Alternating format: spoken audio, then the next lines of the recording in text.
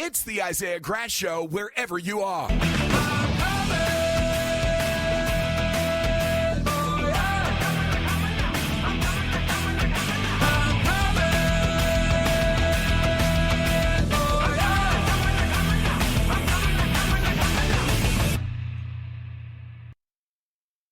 Hey, what's going on? This is your host, Isaiah Grass, introducing great media to people like you on IGMP TV. Today's guest we have is known for discovering supermodel Cindy Crawford and scouting talent at agencies for Elite, Ford, Wilhelmina, plus so many more. She is a true model industry expert. Please welcome Marie P. Anderson. Marie, how are you doing today? Amazing. Awesome. I'm so glad to hear that. You know, I am so excited to be able to share with our listeners more about who you are and everything you have accomplished in your fashion career. For starters, you discovered the supermodel Cindy Crawford when she was 16 years old. Now tell me about that. Where did you find her? I was working at the agency called Stewart Talent at the time. That's an important part of the information. And I was interviewing a makeup artist that wanted to be represented.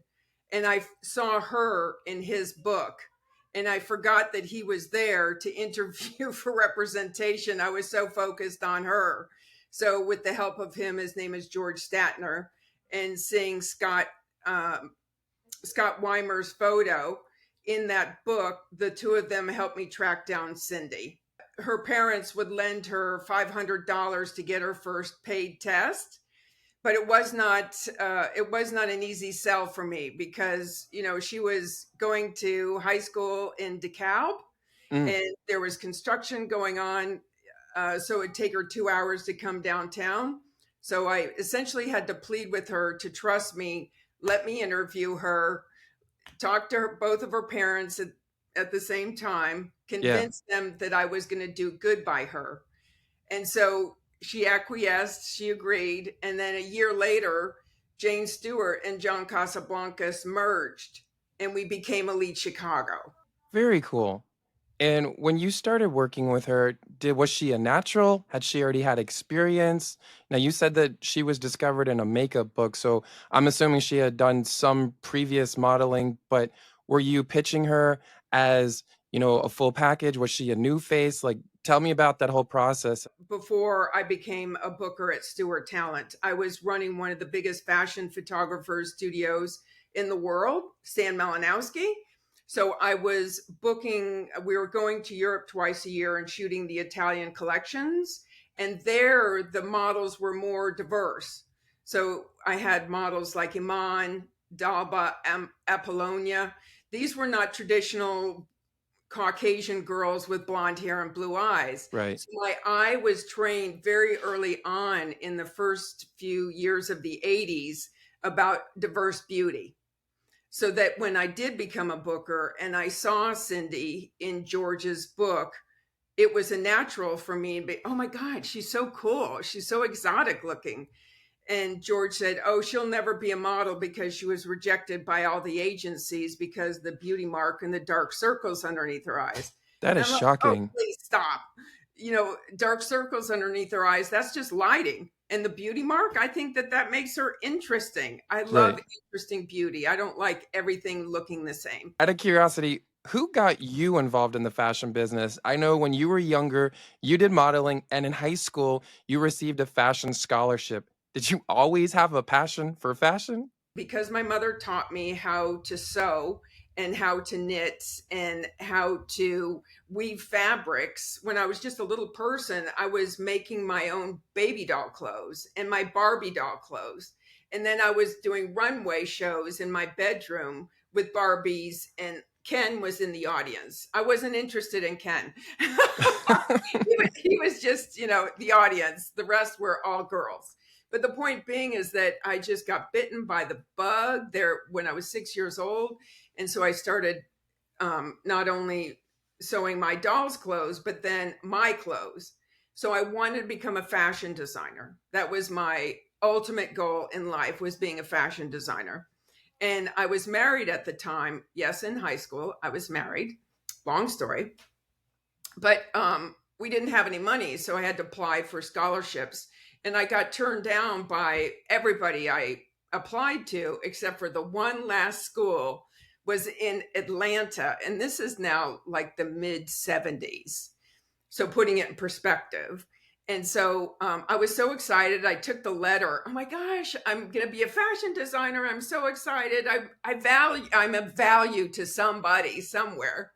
And so I ran in to tell my home ec teacher, and she looked at me like I was so pathetic. And she said, Marie, you'll never be a designer. You don't have any talent. So I gave up my scholarship. That is so shocking because for our listeners right now, I'm sure we have all experienced something like that where someone said, "You're not good enough," and you didn't follow your dreams. And it became something where it enabled us to basically not believe in ourselves. And in the long run, who knows what any of our lives could have been. If your teacher had the opportunity right now, imagine how big her mouth would be, just shocked, showing her like, oh my gosh, I cannot believe it. There are so many celebrities out there that talk about that, where people didn't believe in them, and look where they are now. So you have done so much, and it's amazing because imagine if you would have just taken her advice and you didn't pursue anything, then Right. no one would have ever been able to discover Cindy Crawford. No one would be able Exactly. to discover you with all the talent that you were able to help with. So, it just goes to show you that at the end of the day, all of us have to believe in ourselves because not everyone is going to believe in what we do. And I think it's easier said than done sometimes. But when we truly have a passion for something, especially like you, since you were a little girl, having the passion for fashion, be- being able to really hone in on what you love.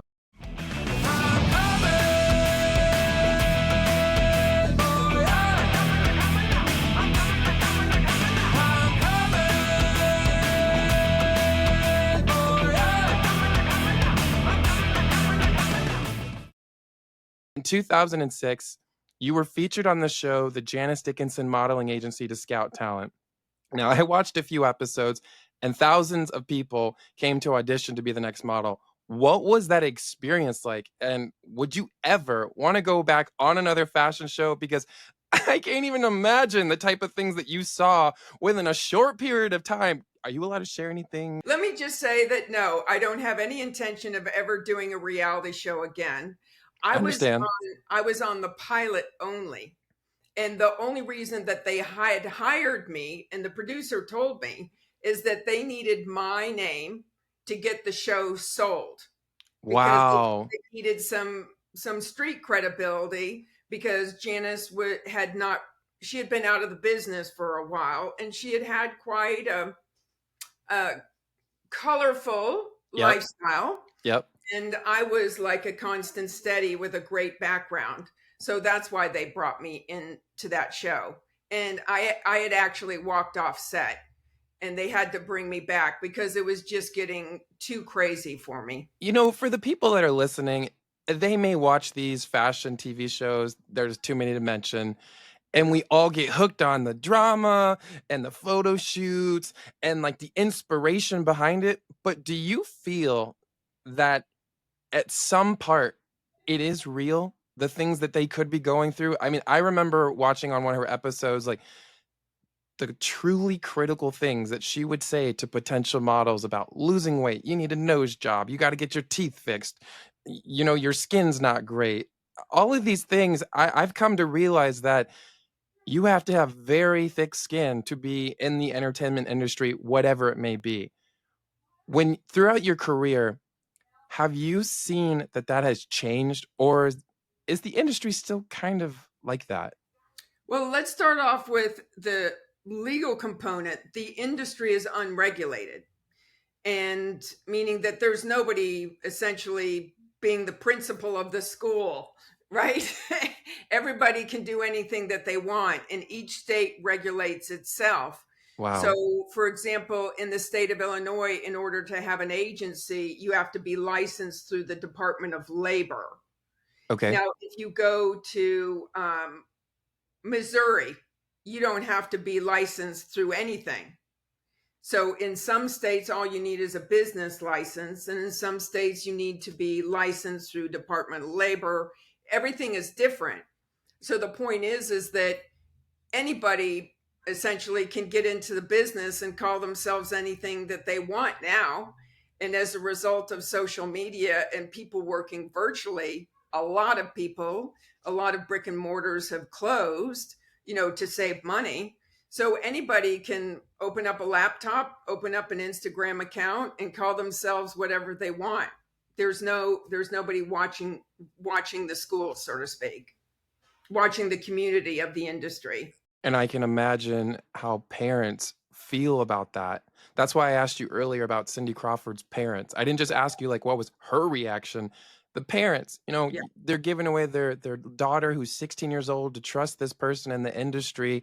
So imagine all the people out there who are potentially wanting to get signed to an agency. Maybe they go audition for one of these fashion TV shows, or maybe they sign with an agency. How do they know which opportunity is legitimate and which one could actually be damaging to them? What are some tips that a parent would be able to avoid? Because, there are so many Hollywood actors that started off very, very young, Mhm. and you see how some of their careers have plateaued because of the different addictions and the different things that they're pushed upon them. Yeah. How does a parent avoid that for their kids in the future, or is that inevitable? I don't think it needs to be inevitable. As a matter of fact, I've got, as you know, with my 40 years in the business, I have literally scouted, managed, developed thousands of models with global careers. So I've had lots of conversations with lots of models. And out of all these years, I've had two of my models, and both of them are super successful decades later. Only two models have told me they've never been in those situations, in those compromising Wow. situations. And I think back to the tips. Well, first of all, there's a really awesome book, and I have no skin in the game, but there's a really awesome book people can get from Amazon called The Model Manifesto. And it's a paperback book written by a top model out of London. And it goes into great detail about like a cliff notes or a checklist of how to pursue the business and how to do a little bit of research. But as you know, you can go to the Better Business Bureau. You can also Google, find out, are there any lawsuits against that company? Go in and do research, find out on people's social media, who are they like? For example, I'm not going to say who it is, but there was a coworker of mine when I was part of a network, and she was posting on her Instagram, doing lap dancing while she was drunk and falling over. And she was putting that on her Instagram, and she's running the company. And so, I'm not saying that she's a horrible person. Right. I'm We're just all saying, human beings. Yeah. yeah. So, God bless her. Yeah. But I had to stop following her because I did not want to see that kind of activity, because I'm not complicit with that. I think we need to walk our talk, and we need to be good examples for kids, regardless of how old that they are. But the biggest mistake I see parents making all the time is giving up their power, their responsibility to somebody that's in the studio who they think is powerful. Right. So they think, oh, well, Marie, you told me my daughter shouldn't take her top off, and I know she's only 15, but the photographer said she had to. I said, you're the adult. Well, the photographer said so. It's like, no, I'm terminating the contract with you because you didn't listen to me. Let's be honest. Are there that many people that actually are looking out for talent's best interest? I don't know if that would be the case, but it's really great to know someone like you has been out there to be able to help craft fresh new face talent all over the world, and parents be able to come to you and know that's what they're really going to get, instead of just signing them, pushing them off to a casting, pushing them off to a photo shoot with no training and not knowing what to expect. So I commend you on being able to do that.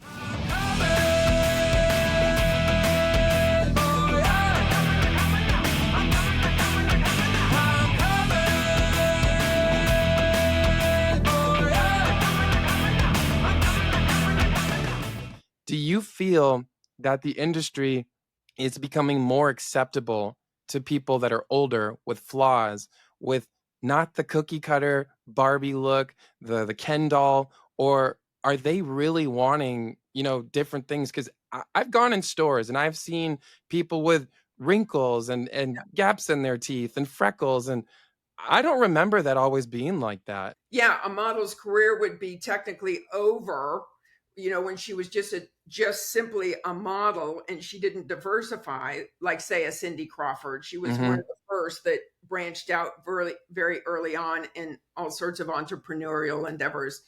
But back then, if you just focused on your modeling, 25 starts to get old, 30 starts to get old. Now, in this era, models with silver hair and Yeah. wrinkles, and it doesn't matter. You can be any age, any height. Like you've got models with vertigo, talk Hmm. about Tyra Banks, Yeah. discovering was Winnie Cooper, I think is Yes. his name. So it's gaps between the teeth, um, albinos, like it's wonderful because Yes. so much beauty and it's so diverse. With everything that's going on in the world right now, what are your thoughts on artificial intelligence? As you know, it's been used to generate images, audio, and even the likeness of people. Do you feel this has impacted the industry positively or negatively? I know before you said that agents before were the heart of the models, and then social media became the impact of having their own enterprise.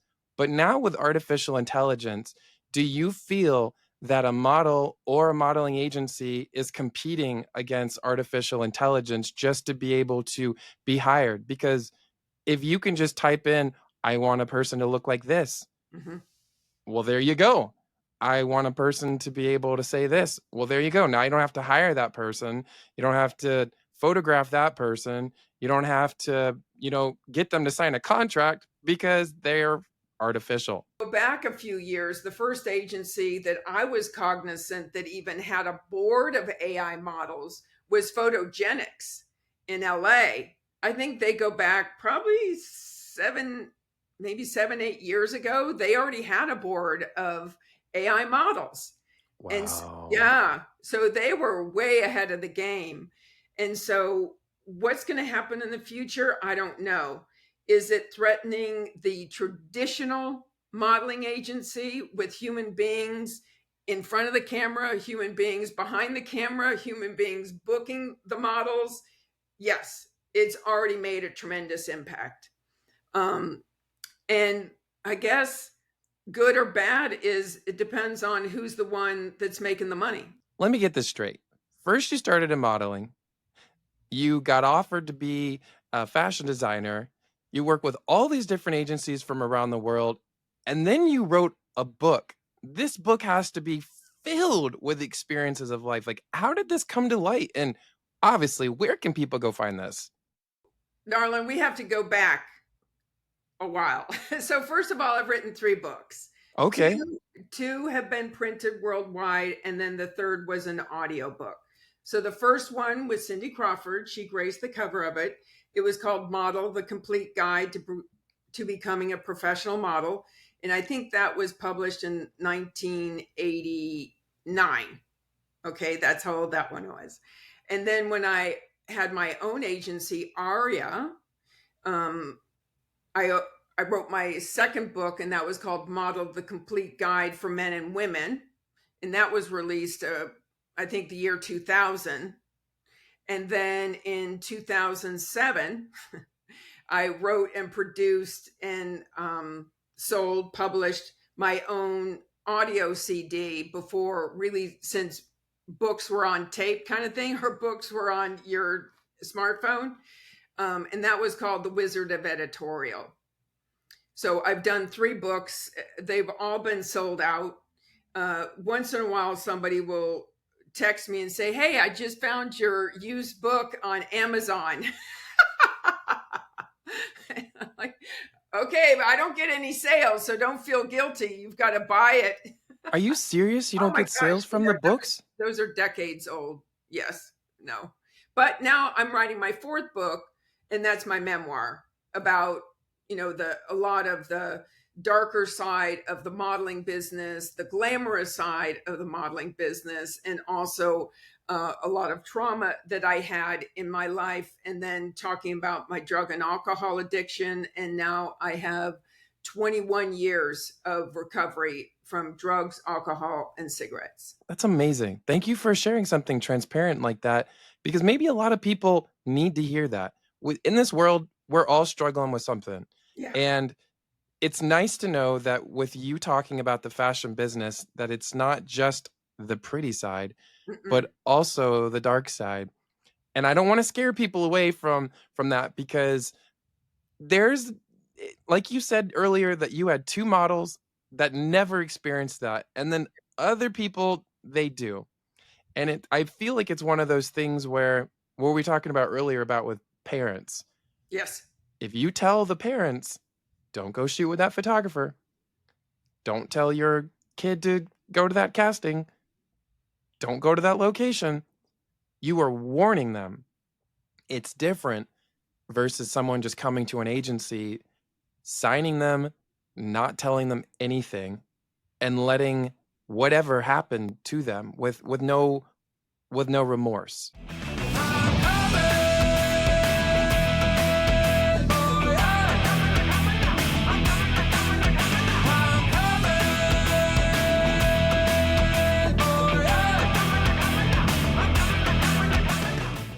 With everything that you have endured in your life, the good, the bad, the ugly, the beautiful, all the wonderful stories that you must have in this memoir that I must know about when it's finished.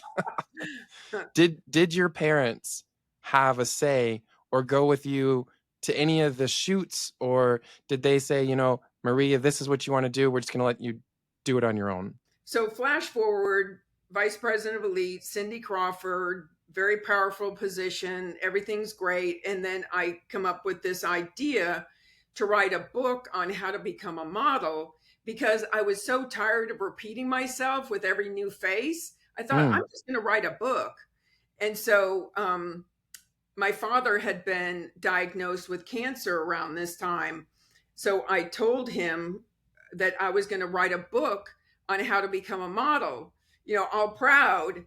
And he said, who's going to want to read what you have to say? You're not college degreed. And I was 27 years old, and we're on the phone. And I said, Dad, you believe what you believe, and I believe what I believe, and I'm going to get this thing done. He said, kid, you got your arms around a comet and stardust on your shoes, and you're going nowhere. He triggered the disappointment in my home ec teacher, right? Dictating me what I could and could not do. And for the first time in my life, I spoke back to my dad, telling him I was going to do it. Good for and you. I became defiant. Like, there's no way you're going to oppress me anymore, Dad. I'm going to get this thing done. And it cost me $30,000 of my own money, because, I wasn't an established author, and no publisher was going to give me an advance, because model, again, this is later 80s. This is not the entertainment business that you know or your listeners would know. But back then, it was all on me. I even had to hawk my ex-fiance's engagement ring just to continue to finance my book. And it took me 3 years. And as I said, it cost me that $30,000. And before I knew it, it was published worldwide in multiple languages. Like, it was an awesome book. Unfortunately, my dad passed before it was published. It is so common that when we believe in something, maybe our loved ones, our family, or our friends do not support it. And I've come to realize this, being in the entertainment business, that your biggest supporters sometimes are the strangers that It's so true. just met you, versus the people who know you, like, from like the ground up, or the people that see you every day. But these people on the internet, or the people at the grocery store, or the people you meet at the gym, I can't explain what it is, but I know that our listeners can relate a lot to what you just said, Marie. And your teacher and your dad, They just didn't see it for what it was. Uh-uh. But that doesn't mean that what you were doing was wrong. It Right. just means, imagine if their teacher said that to them. Imagine if their dad said something to them, and it became a situation where they felt like they had to, unfortunately, mirror that feeling onto somebody else.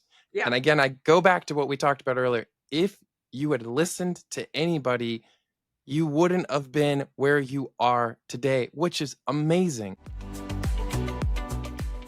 I'm Marie P. Anderson, model coach and model agent, and I also happen to be the founder of Boss Babe Models, which is an online tutorial program where I teach young boss babes on how to become professional models and influencers, and yet at the same time still maintaining your dignity and self-respect. Having been a model myself, I have profound empathy for this journey of yours, so I can promise you I've made the mistakes so that you don't have to. Marie, thank you so much for doing this interview. It was truly a pleasure talking to you about your experience in the fashion industry and everything that you've accomplished. And guys, it is so much. If you go on her website, follow her on social media, you'll be able to learn more. And if you need help with Marie's highly expertise of the fashion industry, I encourage you to contact her. If you'd like to schedule an interview or collaborate, please visit isaiahgrass.com or follow me on social media at Isaiah G Music. I'm your host, Isaiah Grass, introducing great media to people like you. You're listening to the Isaiah Grass Show wherever you are. Talk to you later. Bye.